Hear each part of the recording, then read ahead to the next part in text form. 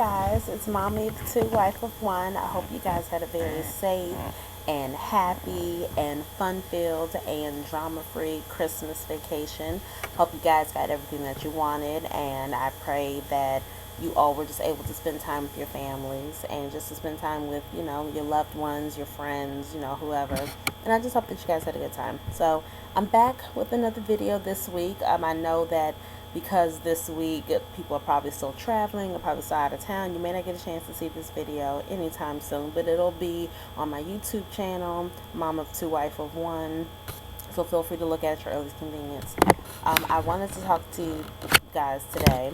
I'm trying to be as honest as I can and as transparent as I can when I do these videos. And one thing I don't want any of you to think is that I'm an expert on being married or an expert on being a mom. I've only been a wife for 2 years, and I've only been a mom for the past 6 years. And I'm still learning about my children, still learning about my husband, and still learning about my role in their lives and what I want to teach them and what I'm trying to learn. And one thing that I figured out today is that my husband and I still have a lot to learn about being married. It's definitely a learning process, but it's a beautiful thing to learn with someone by your side, someone who's just as eager to learn as you are. So we had an incident. Well, I won't say incident. We didn't have an incident today, but he and I have kind of been coexisting with each other for the past few days, and it's been kind of tense filled, but there was no communication as to why we were feeling tense with each other. And today, I don't want to say it blew up, but today we finally addressed the elephant in the room. And it's really interesting. I was feeling very neglected and told him I didn't think he's making me a priority and wasn't making time to spend time with me, just the two of us. And his thing was that I wasn't being affectionate with him, and I was kind of withholding my affection from him. And it's interesting because his love language is physical touch. And if someone's love language is physical touch, that means they like to hold hands, they like to kiss, they like to snuggle, they like to do all that touchy-feely stuff. And even though I'm not a touchy-feely person, I try to make it a point to be touchy-feely with my husband because that is how he feels loved. So when I'm not doing any of those things, he's not feeling loved and he's not feeling loving towards me.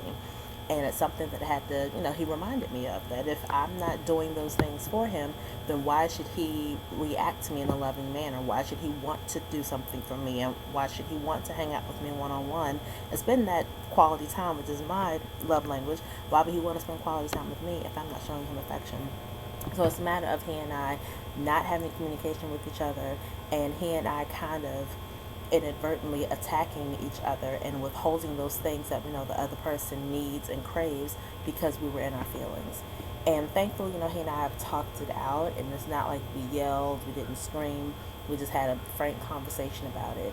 But I think that he and I both learned that when you are upset with someone, first of all, the first thing you're supposed to do is talk about it. You're supposed to address it right then and there, as opposed to letting it fester. And even though this is something that I know and it's something that I preach about to other people, sometimes when you're in your feelings, it's hard for you to come right out and say, hey, I'm hurt, I'm sad, I'm lonely, I'm angry, or whatever you're feeling.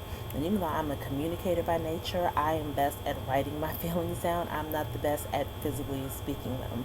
So it's hard for me sometimes to really open my mouth and really delve into my feelings and talk about, what's on my heart and what's on my spirit.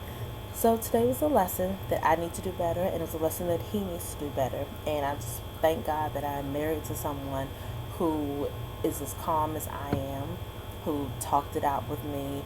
We didn't yell. It wasn't a long discussion. It wasn't an argument. It was a matter of, okay, you made me feel this way when you did this. I made you feel this way when I did this. Let's figure out a way to make sure this doesn't happen again. And we moved on from it. And not saying that this won't come up again in the future, but I think it's important that if you are thinking of getting married, that you understand the communication is so incredibly key. Now, had we talked about the situation beforehand, that doesn't mean that we still wouldn't have come to the same conclusion, but maybe we would have gotten to that conclusion a lot quicker than we did. So keep that in mind for those of you who are thinking about getting married or who are already engaged. It's very important to learn your partner's love language and to love them the way they deserve to be loved. It's also important for you to communicate your love language to your partner. Even if you've been with them for years and years and years, it's still important for you yourself to tell them, look, I feel loved the most when you do X, Y, and Z for me. So keep that in mind. If you don't do those things, or if you purposely withhold those things from me, then I am not going to feel loved, and I won't feel loving toward you. So just keep that in mind. Again, for those of you who are looking to get married, and even those of you who are married now, it's a lesson that he and I learned today. I'm sure it's a lesson I'm going to learn again in the future. But again, I thank God that I'm with someone who is curious as I am to learn about how this marriage thing works, and who is dedicated to being on this journey with me. So hopefully this inspired you guys, and hopefully you learned something, and hopefully you continue to learn something. If you have other lessons that you're learning through your marriage, or through being a mom or a dad, or even just being a friend or girlfriend or whatever, feel free to let me know. You can send me an email at momof2wifeof1@gmail.com. That is mom of the number 2 and wife of one@gmail.com. So again, this is Mom of Two, Wife of One, signing off, and I will see you guys in 2016.